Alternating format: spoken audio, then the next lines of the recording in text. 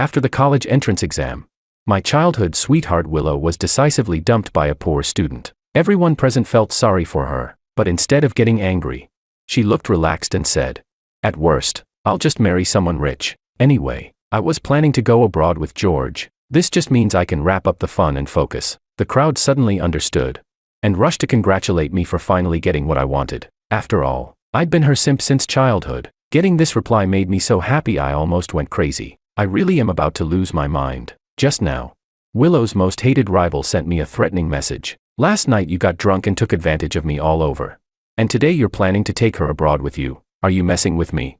Then she added, "Looks like I'll have to pay a visit to your parents to discuss how you play around and then abandon girls." Oh, almost forgot. Anna is not a casual girl. Chapter 1. My dad has a saying that's very popular among the wealthy. Out of 10 women, 9 know how to PUA. A wife must be raised from childhood. He and my mom were childhood sweethearts. From a young age, he noticed her beauty and character and pursued her relentlessly. In the end, with the support of a virtuous wife, my dad climbed his way to success, became a first-generation entrepreneur, and gave my mom the wedding of the century. Their assets, movable and immovable, are simply countless. With his arm around my mom's shoulders, my dad warned me, "Puppy love isn't a problem, but if you dare be a simp, I'll break your legs." I almost cried. Easy for him to say. TV dramas and novels are full of sweet childhood romances. My life is full of toxic women and gold diggers. Not a single one of the rich daughters I grew up with has a normal mind. Watching all this just leaves me speechless.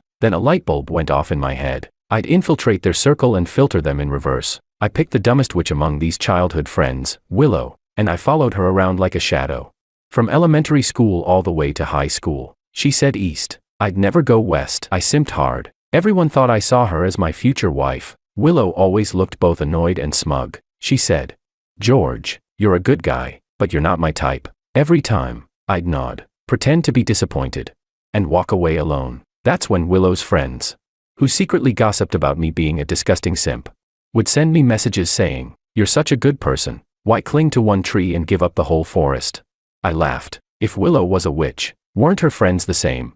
All I had to do was use her as the center, draw a circle with her little clique as the radius, and avoid anyone close to her. Instead, those who annoyed Willow were my potential targets. Very luckily, Willow met the rival she hated most in 17 years, the school beauty, Anna. She had the looks of an untouchable flower on a high mountain. Though her family background was ordinary, she collected scholarships from every competition with ease. What bothered Willow most was that Anna was childhood friends with Makoto, a poor but handsome and hard-working guy. He was aloof toward her, which made him stand out in Willow's eyes as a refreshing presence. So she started approaching Makoto first. She didn't care about my feelings, and worse, to stop Makoto and Anna from getting closer, she egged me on to pursue Anna. My eyes instantly lit up. Just what I wanted. Chapter 2. I had been observing Anna for a while. She was tall, with a slim waist and long legs. During the school performance, when the hem of her dress lifted slightly, it revealed her slender, fair legs, like melting snow in early spring. Most of the time, she was quietly working on problems, her long lashes trembling as those peach blossom eyes focused with intensity. Whenever she sank into thought, her cheeks would quietly flush with a rosy tint, like dusk softly staining the sky. As for the character traits I valued most, I couldn't tell much yet, so I went to Makoto. He thought I had come to cause trouble and immediately clarified, "I have nothing to do with Willow." I chuckled and said, "I want to pursue Anna. I came to ask you about her." Makoto narrowed his shrewd eyes slightly and tried to brush me off. "That's not really appropriate, is it?" I immediately handed him a thick envelope. I said, "Payment." His attitude changed instantly. "I'll tell you everything I know. Even if you want to know the color of her underwear, I can climb up to her balcony." I was speechless. Case closed. He was a money grubber. Childhood friendship was just something he'd sell out for cash. Makoto told me that although Anna was cold toward people, she loved small animals. She often went to feed the stray cats in the woods behind the school. Looking at Anna's overall outstanding qualities, I was very satisfied. The next day, I brought cat food and, coincidentally, ran into her at the back mountain. She was half squatting, absent-mindedly stroking a fat orange cat that purred in comfort. Sunlight filtered through the trees and fell across her delicate, bright profile. I could almost smell a lingering and enchanting scent of jasmine. I smiled and greeted her. What a coincidence, Anna. She didn't even bother to lift her head. Her voice was indifferent. Not a coincidence. I saw you with Makoto earlier. Don't drag him into your messy love games. I was stunned for a moment and asked, "You like him too?" Anna lifted her eyelids coldly and said, "Then your so-called liking is shallow indeed." Instead of getting angry, I was even more satisfied. The more unreachable a woman appeared, the softer her heart must be inside. I crouched down too, reaching to pet the cat. My fingers brushed hers as she quickly pulled her hand back. Anna's brows knit slightly, her beautiful eyes showing a trace of displeasure. I looked back at her and said, word by word, "I went to him because I want to pursue you." Anna's gaze grew colder. She was smart, instantly understanding all the twists and turns behind it. With an icy detachment, she said, "Sorry, but I have no time to play your games." Chapter 3. Even if she didn't believe me, I really wasn't playing around. After that, whenever Anna lifted her eyes, she would always see my smiling face. There's an old saying, you don't hit someone who's smiling. When her patience was about to run out, I launched the second phase. I seized every chance to get closer to her, showing eagerness and attentiveness. During another accidental encounter, the moment she saw me, she stood up to leave, but by chance, a calico cat tripped her. She was about to fall right into my arms. How could I miss such a heaven-sent opportunity? I immediately spread my arms wide, ready to catch her. But at that very moment, she instinctively swerved to the side to avoid me, and ended up falling hard to the ground. I watched helplessly as she tumbled into the grass, her elbow scraping against the ground until the skin broke. Our eyes met, hers glaring at me, filled with a resentful sharpness. I quickly crouched down and said, "Did that hurt? Don't cry. I'll carry you to the infirmary right now." The moment Anna heard this, she bit her lip and stood up immediately. She said, "No need, I'm fine." But her swollen, reddened knees betrayed her stubbornness. In the end, she wrapped her arms around my neck, and obediently let me carry her on my back. My face lit up with joy as I whispered, "Anna, you're really light." Her body trembled, her breath brushing against my ear as she softly hissed, "Shut up." She was probably embarrassed. Her voice came out a bit sharp, and her cheeks flushed red. Chapter 4. I told Anna that my name would move closer to hers, step by step, just like I was doing. She said she didn't believe it, but Makoto told me that Anna, who normally never paid attention to the rankings, stopped to look at them for the first time. Her gaze scanned from top to bottom, and then lingered on the name George for a long while. At the corner of her lips was a curve she herself hadn't even noticed. I was so happy that I sent Makoto another transfer. Makoto cried out that it was too much, but decided to grit his teeth and give up this year's chance of co-hosting the school anniversary with Anna, and hand it over to me. Since Anna and Makoto were both outstanding in grades and appearance, and also neighbors who could practice easily together, the school usually let the two of them host big events. So when Anna saw me at Makoto's house, she pressed her lips together and said, "As expected, it's you again." Feigning helplessness, I replied, "You don't want to see me, then I'll leave." Anna gave a cold snort and answered, "No need, since you're already here." Thanks to all the coincidences I had engineered, running into me had become part of her daily life. She probably didn't even realize it herself, that from the initial resistance and rejection to now being used to it, she had already grown accustomed to my presence. Makoto stuck his head out and explained the whole situation with a laugh. After a long silence, Anna asked, "You gave him money, didn't you?" Somewhat surprised, I asked, "How did you know?" She said, "What do you think?" Rolling her eyes, she added, "If it weren't for the stipend that comes with hosting, do you think he would have agreed?" I teased her on purpose.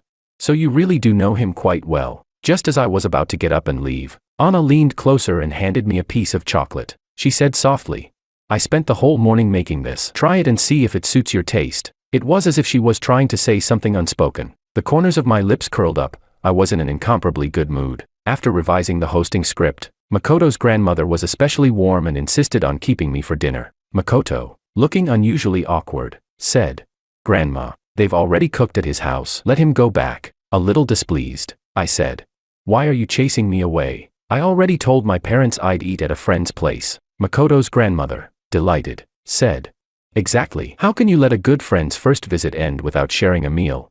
I chimed in, "Exactly. Exactly." I grinned as I helped set the table. Makoto stared at my back for a long time, dazed. The meal was warm and lively. Makoto's grandmother liked me a lot, constantly piling food into my bowl. When Makoto walked me downstairs afterward, he still seemed a little embarrassed. Scratching his head, he said, "You probably didn't like the food, right?"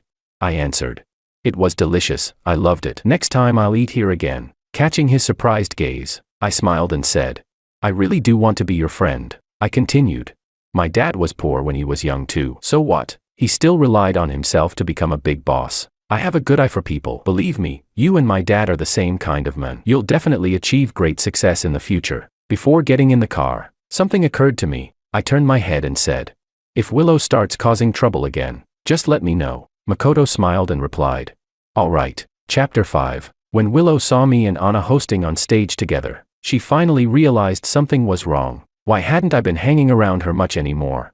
What had I been so busy with lately? Why was my attitude toward her getting more and more perfunctory?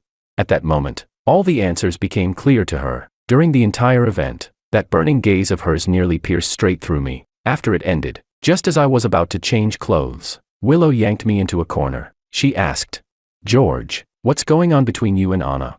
My temper flared up, and I was about to curse at her, but I forced myself to stop. Her family planned to send her abroad after the exams. If I provoked her now, who knew what kind of tantrum she might throw? If she lost her mind and clung to me, I'd be stuck. So I decided to play it safe. I looked at her and put on the old simp act. I coaxed her. "Willow, wasn't it you who told me to chase after Anna? Did you forget?" At that moment, a faint sound came from the doorway. The wind had blown the door open a crack. She puffed her cheeks angrily and snapped. "When did I ever?" But then she stopped, realizing it. Her rage was forced back into her chest. If she lashed out, she'd look bad. If she didn't, she'd look worse. So she could only sneer sarcastically. "Well, you really are something, aren't you?" I replied. Of course, unable to bring herself to take the words back, she just turned her face away, slammed the door, and stormed off. From then on, she threw herself at Makoto even harder, using every trick in the book, playing pitiful, acting weak, until everyone knew about it. I'd call it a performative personality. Makoto's repeated cold rejections only made her more obsessed. She said, "We girls are naturally drawn to strength. I like the way he treats me with indifference. Not like some people, always simping." She said it casually.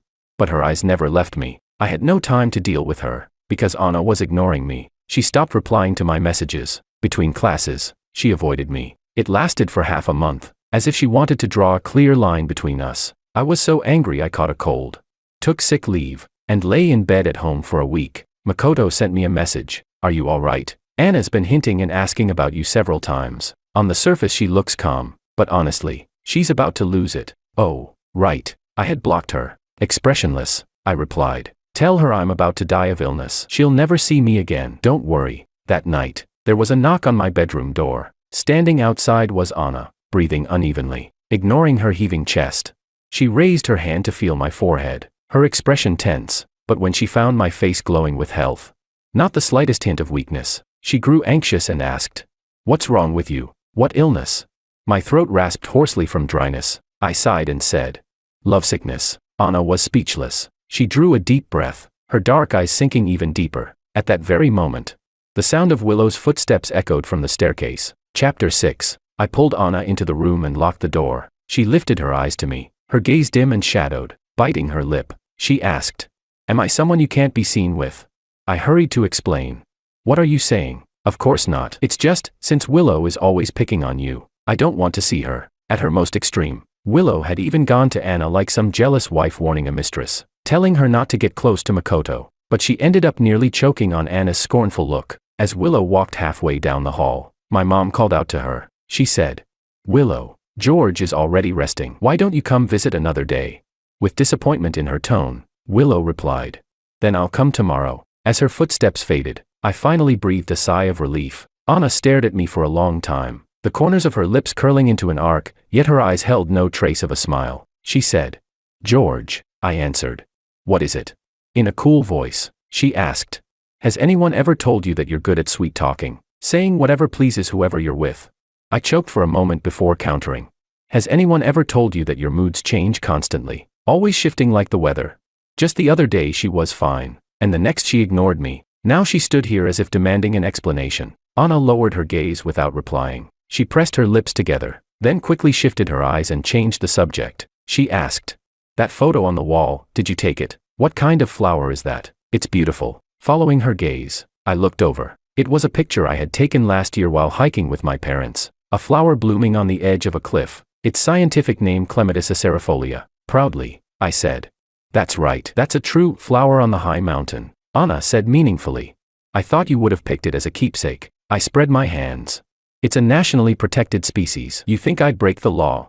As I studied her expression, I couldn't help but feel she was speaking with barbs today. So I responded just as pointedly. "Beautiful flowers should grow freely. To be admired from afar but not plucked. But people are different. With a serious tone, I said.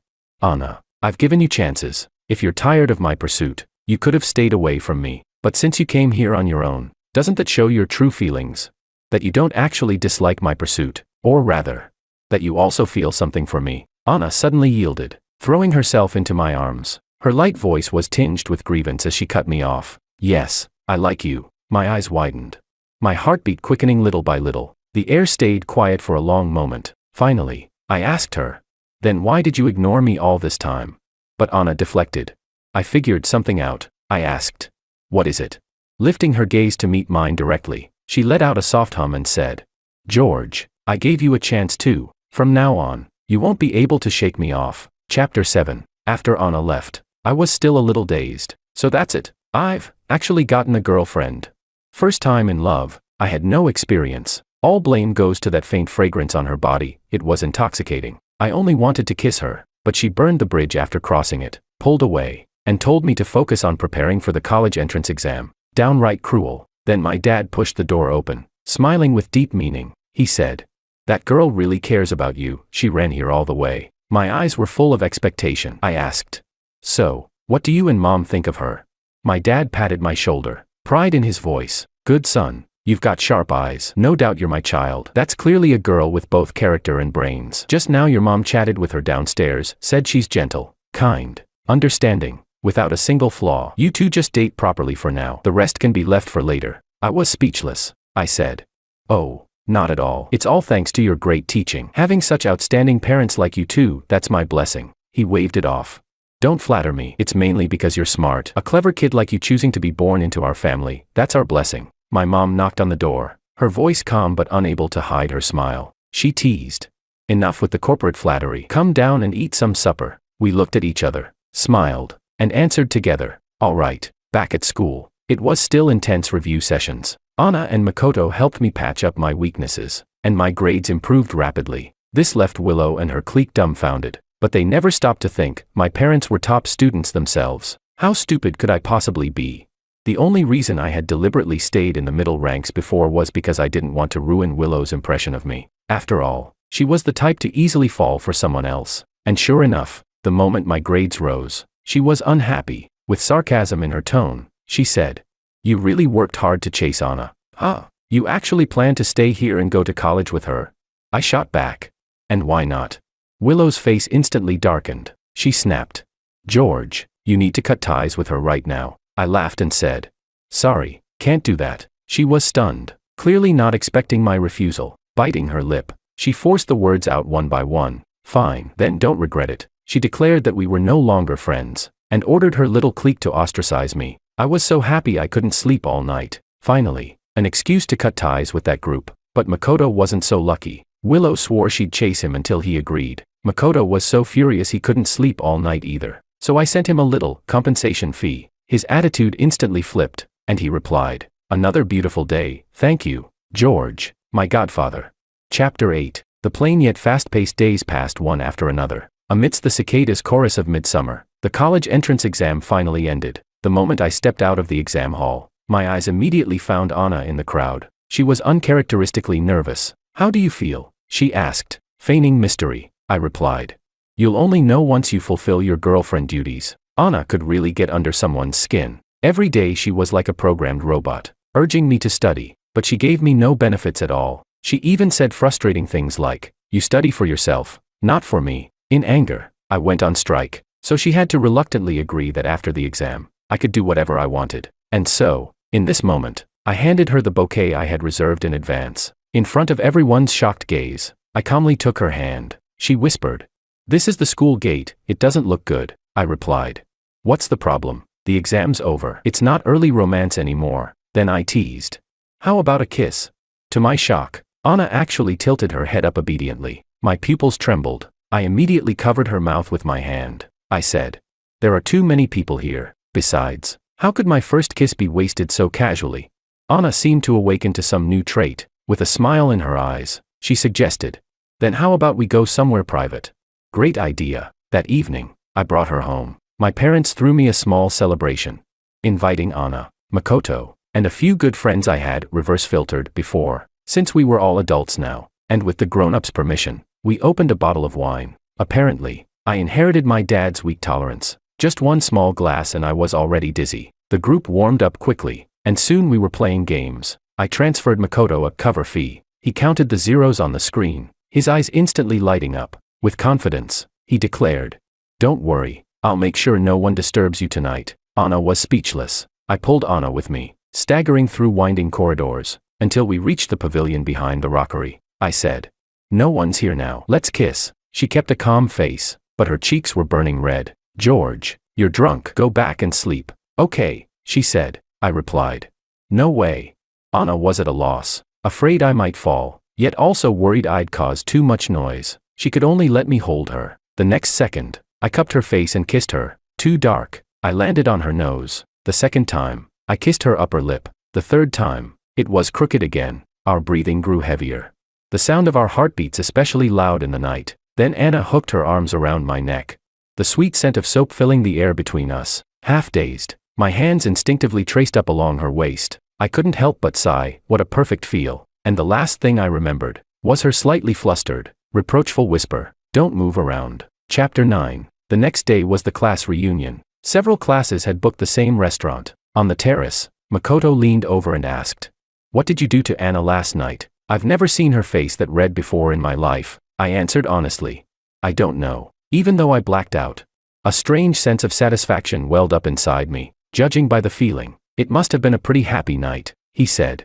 "Well, you're screwed. I'm out of here." Makoto broke off my train of thought. Looking up, I saw someone I hadn't seen in a long time. Willow, walking over in a custom-fitted evening dress. Some girl squealed, raising her phone to record. "Here she comes. Here she comes." Willow's going to confess to Makoto again.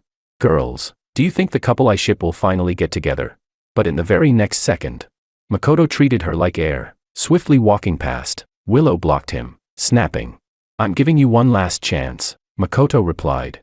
"Get lost." And surprisingly, Willow just smiled and stepped aside. Everyone gasped, thinking she had lost her mind, but Willow only said lightly, "There are plenty of guys chasing me. At worst, I'll just marry someone rich. Anyway, I was planning to go abroad with George. This just means I can wrap up the fun and settle down." Her girlfriends, stunned at first, quickly came to a sudden realization. They congratulated me, one after another, for finally getting what I wanted. Even though photos of me holding hands with Anna at the school gate had spread everywhere, they still believed I was only doing it to provoke Willow. After all, I had been her simp since childhood. How could I possibly be with someone else for real? Now that I had finally won her back, surely I was ecstatic. All at once, countless eyes fell on me, and I really was about to lose my mind. Just then, Anna sent me a message. "Last night you got drunk and took full advantage of me, and today you're planning to take her abroad with you. Are you playing with me? Looks like I'll have to pay a visit to your parents and discuss how you mess around and then abandon girls." Oh right, I almost forgot. Anna was very traditional. She really would tattle to my parents. Chapter 10. Seeing me like this, Willow's expression softened slightly, though she still couldn't swallow her pride. She said, Fine. Once we go abroad, you'd better treat me well, spoil me, be tolerant of me, put me first in everything, got it? If you keep making me angry, be careful, I might really ignore you." I looked up, through the noisy crowd, and locked eyes with Anna, who leaned casually against the archway, her gaze cold and clear. Willow frowned, displeased with being ignored. She puffed up angrily and said, "Hey, George, I'm talking to you." I impatiently shoved her aside, snapping, "Get lost, you're blocking me from looking at my girlfriend. Understand?" Gasps rippled through the crowd. Willow stood frozen as she watched me walk toward Anna. She murmured, almost to herself, "Girlfriend." I hadn't intended to respond, but from behind she suddenly broke down and shouted, "Does she even know you only pursued her because of me?" Anna's expression didn't change in the slightest. She even raised her lips in a mocking curve, as if to say, "So what?"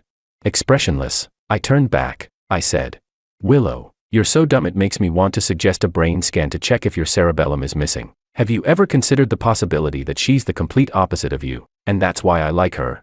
She froze, realization dawning, her face instantly draining of color. She stared blankly at my back as I led Anna away, unable to utter a single word. In the corner, two of Anna's friends whispered to each other, "Sophia, what did George mean by that?"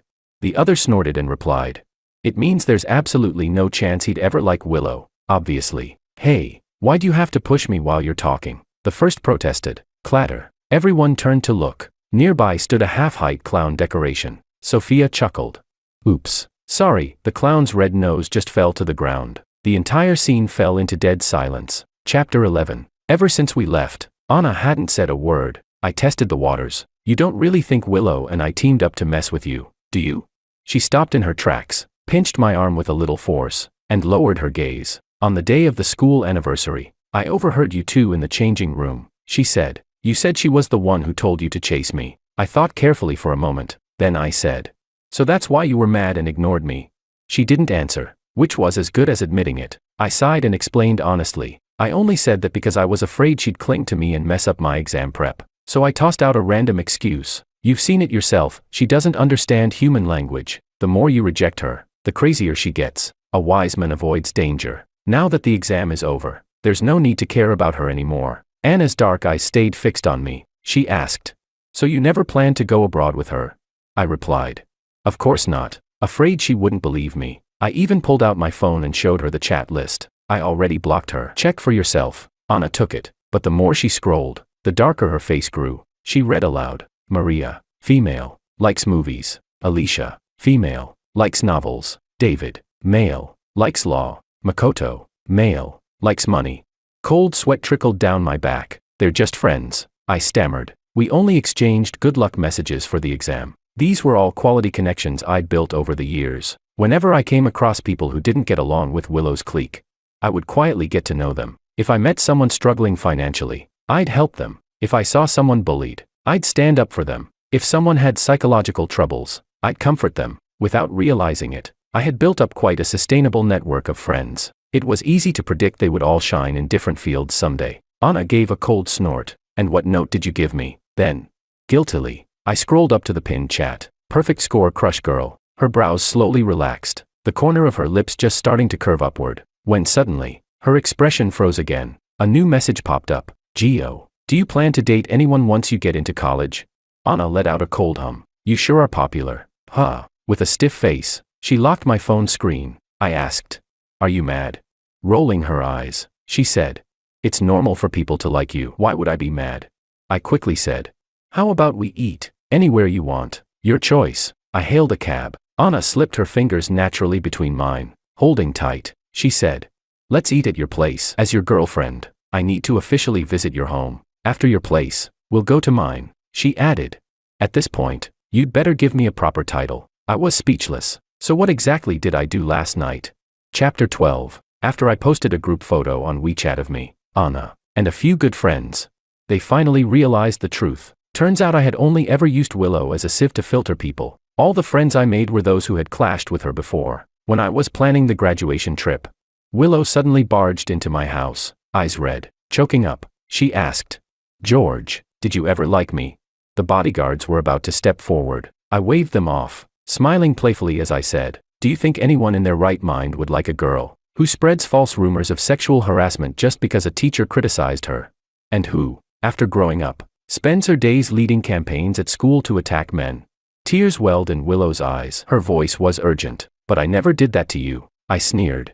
You wouldn't dare. It wasn't that she hadn't tested my limits. Back in middle school, when I snapped back at her a few times, she immediately put me on the school forum. The next day, her father slapped her face so swollen she could barely recognize herself. From then on, Willow understood. The control had never been in her hands, but I still treated her as if nothing had happened. Gradually, Willow fell into the delusion that I was madly in love with her. That was fine. I didn't care what she thought. I only cared about the tangible benefits she brought me. To me, Willow's role was just like a cannon fodder villain in a novel. Whoever she disliked was bound to be a future protagonist. The kind even my parents would click their tongues and praise. It was a delightful surprise every time. Willow searched my face and couldn't find a trace of insincerity. At last, she lowered her head, looking so distraught she could barely stand straight. Choking on her words, she said, I'm sorry, but I really do like you. I never thought we would separate. On that once proud face, only humble pleading remained. Pitifully, she said, please, give me one more chance. I'll change everything. We can go abroad and start over. Okay. She tried to come closer, but the bodyguards lifted her up and dragged her away. I've always said, feeling that good about yourself is an illness. Even now, she still believed I would take her abroad. She was beyond saving. Chapter 13. I overperformed and barely scraped into University B. It was close to University C, where Anna and Makoto enrolled, just one street apart. I heard Willow didn't want to go abroad, but her father Lou forced her onto a plane and even confiscated her passport. Without me as a connection, he seemed to despise his brainless daughter more and more. It looked like he was considering permanently throwing Willow overseas. As if deleting her and starting a new account. Tragic, but honestly, I was miserable too. College life wasn't as easy as the teachers claimed. Not only did I have to deal with an endless load of coursework, I also had to intern across different departments in the company during my free time. After all, I was the only heir to a vast family business. I was spinning like a top. After work, a sweet-looking female colleague stopped me. "Gio, do you have any plans after work?" she asked. Her cheeks were slightly flushed as she stood shyly in front of me. "Going along politely," I replied. "I'm having dinner with my girlfriend." Normally, that would have been enough for someone to back off, but she continued following me into the elevator. "Is your girlfriend also at University B?" she asked. Then, forcing a coquettish tone, she added, "Could I meet this sister of mine? I want to know what kind of girl dear George likes." Ding! The elevator doors opened, and Anna was standing right outside, wearing a simple knit dress in an academic style. She looked fresh and elegant, almost ethereal. The string of exams had left her tired. Her brows furrowed, but the moment she saw me, they softened instantly. With practiced ease, she slipped on purpose and fell straight into my arms. The colleague who had just wanted to meet her now froze with a stiff smile, then quickly muttered an excuse and ran away. Anna looked up at me. She asked, "Which number vixen is this?" Since I joined the company, she'd already lost count. I was used to it by now. "You think I'd give them a chance?" I said casually. "We've been together so long, and I've held back all this time. Do I look like the kind of man who can't control himself?"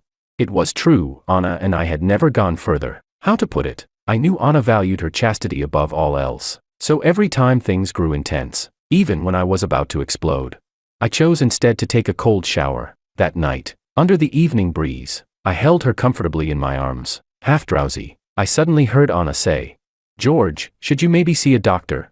I was speechless. My steps halted. After a pause, I laughed and said, "Anna." She answered softly, "What is it?" I said. "I secured Chan's investment." Her eyes widened, as if giving a reward. She grabbed my face and kissed me hard several times. "Wow, amazing," she said. Thanks to the network I had built through filtering via Willow, the company had grown rapidly this past year, even establishing a department dedicated to large-scale AI model development. Achieving impressive results. Anna cut into my daydreams. "But don't change the subject. I'm really thinking about your health." I sighed helplessly. Fine, I'll go see a doctor." She nodded. "Good." Chapter 14. Wake up, Anna.